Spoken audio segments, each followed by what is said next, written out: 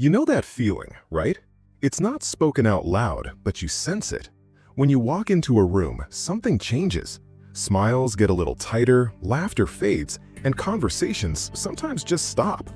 It's not because you're mean or doing anything wrong. It's because there's just something about you. A quiet power they can't quite put their finger on, but they can't ignore it either. You ask deep questions. You listen carefully. You speak with real thought. And when you look someone in the eye, they often look away. People might have told you you're too serious or too intense, that you think too much. But what if that's not a bad thing? What if, like Carl Jung, a famous thinker, believed, your presence actually carries something much stronger? Think of it as an aura, but not the sparkly spiritual kind you might imagine. Instead, it's a deep psychological force, a silent energy that makes others look at themselves without you saying a word. Here's the tough truth. People aren't usually afraid of you. They're afraid of what you show them about themselves. Their own worries, their own fears, the fake masks they wear. So they pull back, they avoid you. They might even whisper about you. They make themselves smaller just to feel safe around you. It's not because you're dangerous, but because your energy is simply honest. And honesty, in a world full of pretending, can make people very uneasy. Carl Jung spent his whole life studying this. He looked at the powerful inner energy that comes from people who have faced their hidden fears and become their true selves. This isn't about you being broken. It's about you being rare. And in a world where everyone wants to be comfortable, rare energy can feel scary. In the next few minutes, we're going to uncover what this all means. We'll show you 13 clear signs that your unique energy might be silently overwhelming to others. It's not because there's anything wrong with you, but because you operate on a deeper level. Get ready, because what you're about to learn will change how you see every awkward moment you've ever had. Let's clear up what an aura really means here. For Jung, your aura isn't some magic light. It's a real, powerful field of inner energy. This energy is shaped by your thoughts, your feelings, and most importantly, your unconscious, the hidden parts of your mind. This energy speaks before you say anything. You see it in how people react to you without knowing why, in the general vibe you carry, even when you're quiet. Jung called this the unconscious message of the self. It comes from the parts of you that most people try to ignore or hide. Your pain, your secret worries, your plain truth. The more you face these hidden parts, the more your energy changes. You start to carry a different kind of presence, a presence that isn't about putting on a show or trying to get approval. It's about knowing yourself, being deep, and being true to who you are inside. And people feel this, even if they can't explain it. They sense you're different. It shows in the way your eyes hold feeling, in your quiet calm, in the strong stillness of your gaze.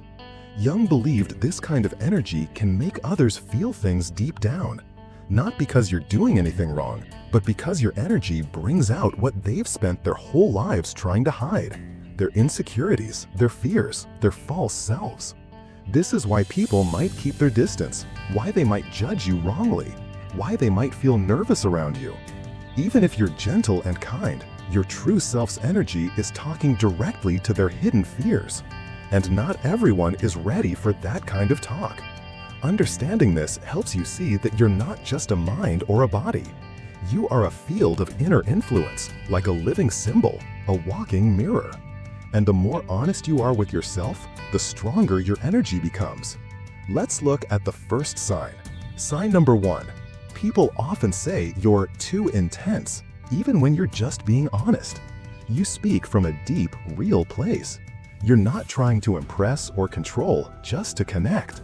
But somehow, your words always seem to go a bit too far. You say things others avoid. You name what people keep hidden.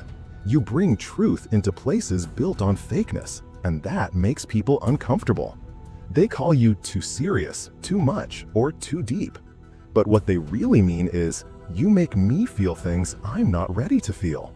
Jung thought that some people carry an energy that wakes up others' hidden feelings. It makes them face the truth about themselves, about life, about the identity they've carefully built. So when you speak, it's not just words, It's strong energy, it's real presence, it's deep meaning. And for people who live on the surface, that feels like a threat. Your intensity isn't anger or pride. It's simply emotional honesty. And very few people can handle that without pulling back. Next up, sign number 2. Small talk makes you feel physically drained.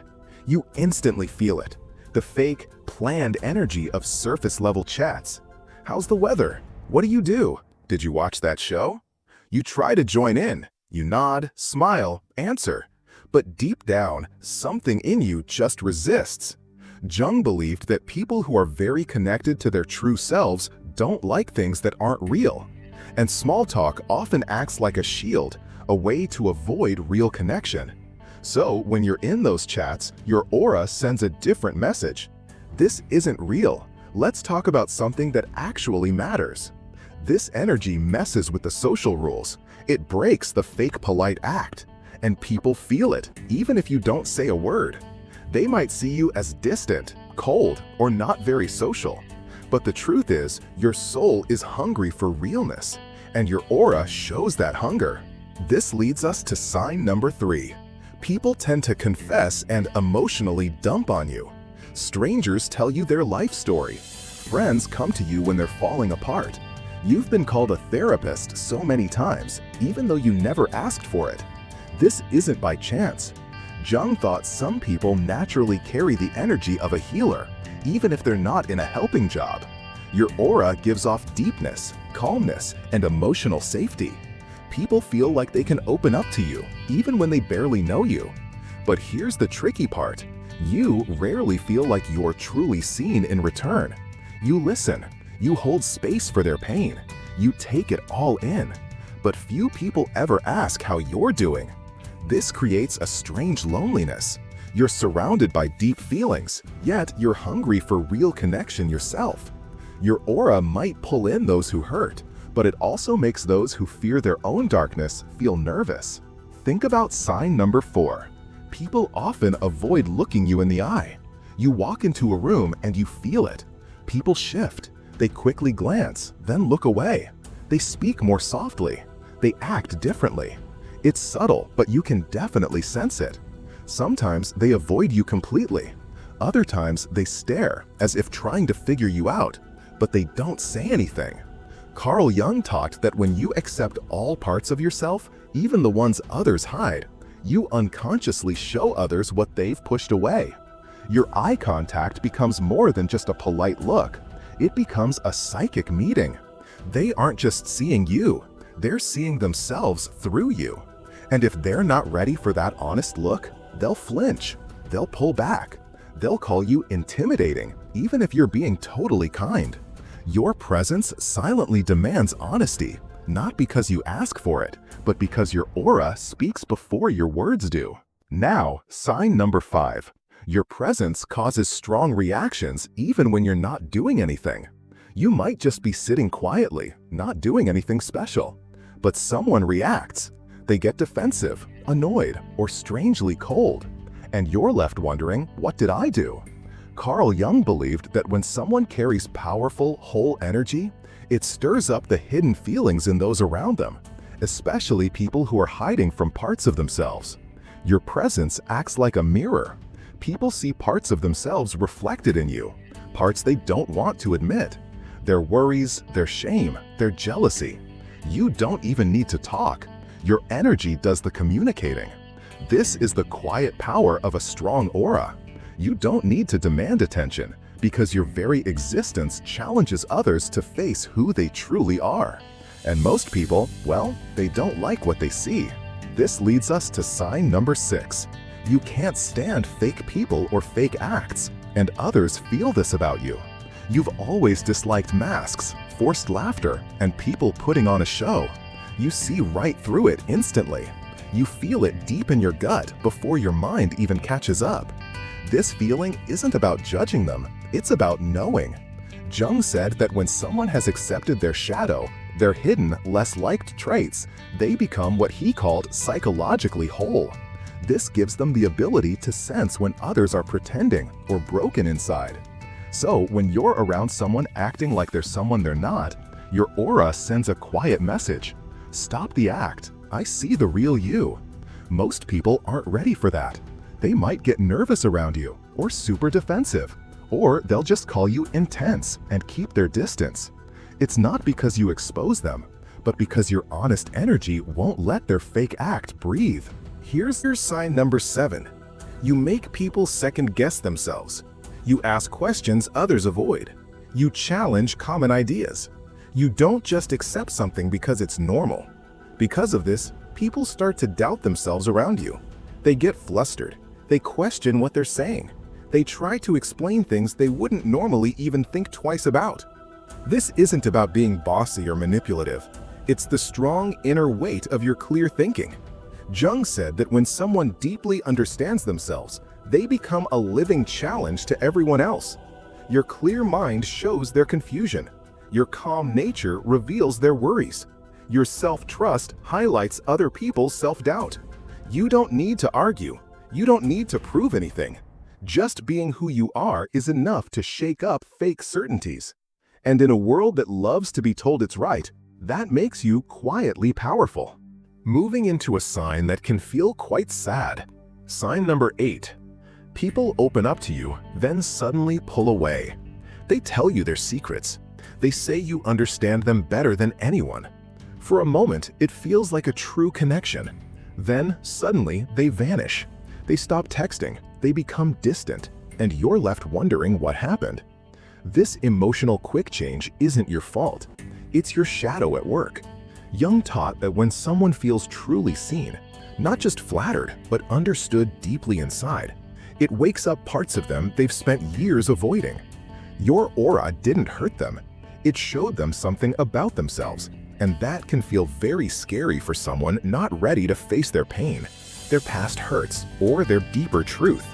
So they pull back, not because you did something wrong, but because you accidentally opened a door they weren't ready to walk through.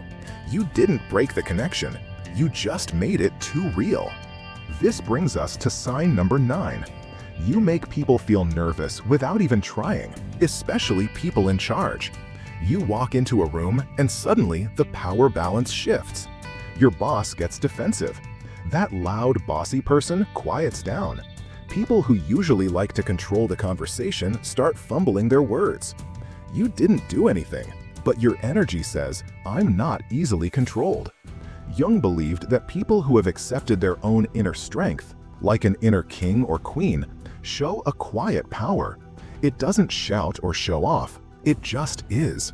And that kind of presence makes anyone who builds their identity on being dominant or controlling feel uneasy.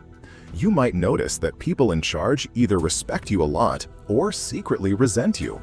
Because without saying a word, your aura tells them you don't have power over me. And for those who rely on fear or their position to stay in control, that's the most unsettling thing you could ever say. Now, for a sign that can feel quite hurtful. Sign number 10. You enter someone's life with kindness, honesty, and no hidden plans, but somehow you become the bad guy in their story. They might say you're stuck up, cold, too intense, or too emotional. They twist your quietness into judgment, your self-respect into arrogance, your time alone into rejection. This isn't about you, it's about projection.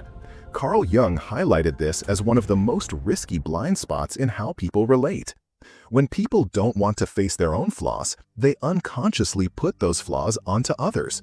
And people with strong, deep, true auras become the perfect target, because your presence shows them what they're trying to hide. You didn't become the villain, you just refused to act like a victim, and that messed up their story. Let's look at a more wonderful sign. Sign number 11. Strangers feel pulled towards you without knowing why. It happens in stores, airports, waiting rooms.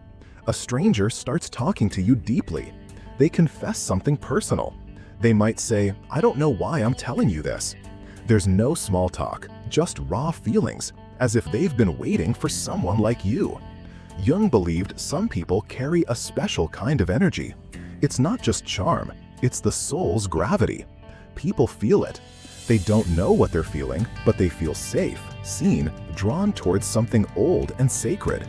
Your aura works like a quiet spiritual lighthouse. Even if you're not religious, even if you're not looking for anything, your soul shines. And others, especially those who are lost, hurting, or searching, will feel it like a silent call. Now, a sign that can feel like a heavy load. Sign number 12. You can instantly feel the energy of a room.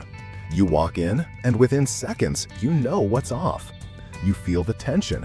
You sense hidden anger. You spot the fake act everyone's putting on before anyone says a word. To others, it seems like you have a sixth sense. But really, it's your very strong inner awareness. Carl Jung called this psychological intuition. It's a hidden knowing that works beyond simple logic and words. You don't need explanations, you just feel the truth. You sense when someone is being dishonest. You don't just see energy, you take it in. This is both a gift and a challenge of being sensitive. It lets you understand deeper parts of human experience, but it also makes you open to feeling overwhelmed by other people's energy. Your aura is like an antenna, always picking up signals others don't even know they're sending. And if you're not careful, you might end up carrying feelings that weren't yours to begin with. Finally, the most powerful sign. Sign number 13. You've always felt like you don't quite belong in this world, and others feel it too. There's a certain loneliness inside you that's hard to explain. Not the loneliness of being by yourself, but the loneliness of being truly different at a soul level. Since you were little, you felt like an outsider, even with friends, even in your own family. It's as if you were born with old, wise eyes in a world that only sees what's on the surface. Carl Jung believed that some people are born with a special calling from their deepest self, a strong inner voice pulling them towards growth, wholeness, and becoming their true self. These people often live a bit outside the normal rules of society. They question what others just accept. They carry a wisdom that feels like it's from another time. Your aura shows this. It carries a deepness, a mystery. It awakens something ancient in the people who meet you. Some are inspired by it, some are scared by it, but very few can ignore it. Because whether they realize it or not, they are in the presence of someone who doesn't quite fit into this world, but was sent here to help change it. You've seen this happen over and over. You enter a place and something shifts. People become guarded, distant, awkward, sometimes even angry. And you're left confused. You didn't say anything offensive. You weren't trying to take over the room. You were just being yourself. And that, strangely, is the whole point. Because when your aura carries authenticity, self-awareness, and depth, it challenges people. It makes them face the parts of themselves they've hidden away. Carl Jung believed that each of us has a shadow, the hidden side of our personality full of traits we've pushed down or denied. Most people spend their lives avoiding it. But when someone with a whole, integrated aura walks in, that shadow gets stirred up. Your presence quietly says, "I've faced myself. Have you?" And for those who haven't, this is terrifying. Jung's main idea, individuation, becoming your true, complete self by accepting both your good and bad sides, is a path most people never take. Why? Because the ego, our built-up idea of ourselves, fights hard against it. The ego doesn't want truth, it wants control. It wants to believe, "I'm a good person, I'm normal, I'm fine just the way I am." And anyone who makes it question that is seen as a threat. That threat is you. You're not threatening because you're mean. You're threatening because you're grown. Your aura shows someone who is on a journey, someone who has questioned, taken apart, and rebuilt themselves from the inside out. That energy shows up everyone still holding on to their fake ideas. And instead of saying, "I want to grow like that," many will choose to say, "You're too much." We live in a world that rewards fitting in and acting fake. Being loud, agreeable, trendy, these things make people feel comfortable. But when someone comes in with quietness, calmness, and deep soul, they break the unspoken rules. People don't know how to label you. You don't play the usual games. You don't need others to tell you you're good enough. Your very presence asks, "What else is out there?" This creates an uncomfortable feeling. The awkwardness that comes when someone has to face truths they've ignored. That awkwardness often turns into dislike or judgment, because it's easier to call someone weird than to admit they see things more clearly than I do. You are a mirror, and mirrors aren't always liked. The deep spiritual part of your aura shows people their own reflection. For those who are open, this feels like a magnet. They're drawn to your wisdom, your calm, your presence. But for those who are broken inside, it feels like an attack. They don't want to be seen so clearly. They don't want to feel their own confusion, their own worries, or their own denial. So they pull back, they attack, they reject. Not because you're wrong, but because you're real. Your aura is a gift, but it often comes with being alone. Carl Jung once said, "The greatest gift in life is to become who you truly are." But becoming your true self isn't a path where everyone claps for you. It's a path that needs courage, facing your own flaws, and often deep loneliness. Your aura carries the weight of all the hard inner work you've done. It's not about being better than anyone, it's about more whole. And being whole will always be rare. It will always be misunderstood. It will always scare those who haven't started their own journey yet. But the truth is, the more people pull away, the closer you get to your true self. And the more you become aligned, the more light you bring into a dark world, even if it temporarily blinds some eyes. If you've listened this far, there's something you need to hear. You are not broken. You are not too much. And you are definitely not the problem. You are rare. You feel the deep things most people ignore. You see the patterns most are blind to.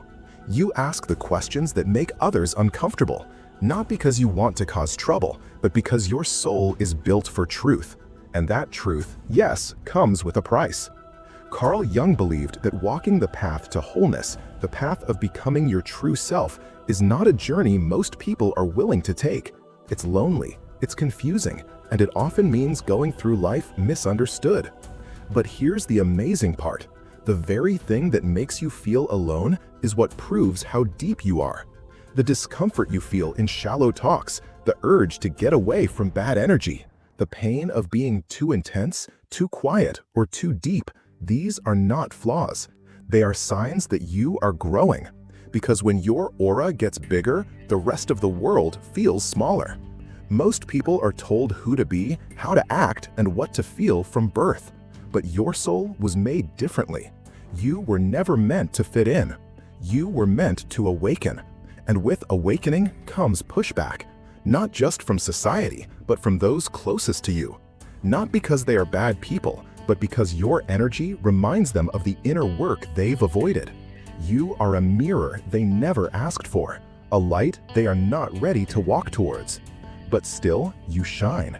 Carl Jung once wrote, "A lonely day is God's way of saying that He wants to spend some quality time with you." And maybe that's the whole point. Maybe your aloneness isn't a punishment. Maybe it's preparation for deeper wisdom, for true inner strength, for the kind of clear seeing that most people never reach in their whole lives. Because when your aura makes people nervous, it's often because it speaks a language their soul understands, but their mind isn't ready to grasp. So don't make yourself small. Don't dim your light. Don't say sorry for your sensitivity, your deep understanding, your inner fire. You are not here to be easy to take. You are here to be powerful. And while others might pull back from your presence, the ones who are truly right for you will feel seen, safe, and stronger when you walk into the room. Because your aura is not just energy, it's a signal, a call to truth, a reminder of what's possible when someone truly dares to be fully alive.